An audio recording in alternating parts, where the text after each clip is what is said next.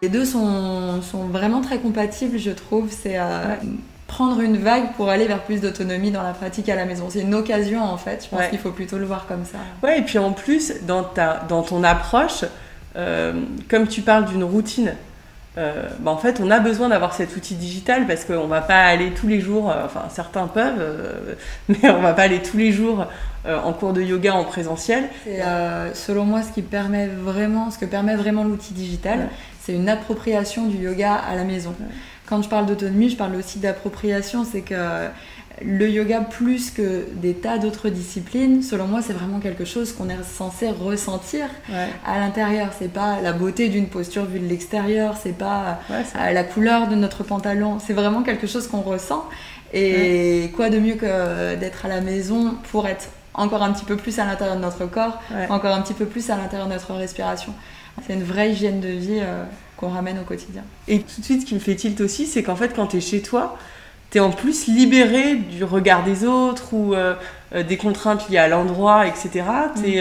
Donc c'est vrai que t'es complètement en toi, quoi. C'est ça. Ouais, pour moi, c'était vraiment...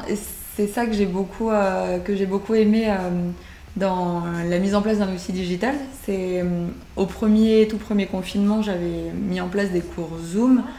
Et je m'étais rendu compte que j'avais évidemment des élèves que je connaissais déjà de mes cours en studio qui venaient, mais aussi tout un tas de personnes qui étaient loin, que je ne connaissais pas, beaucoup d'hommes, et que je ne retrouvais pas forcément en cours en studio en fait.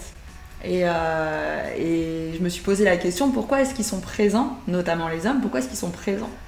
Et je pense qu'une des réponses, c'est peut-être la crainte de je vais me retrouver avec...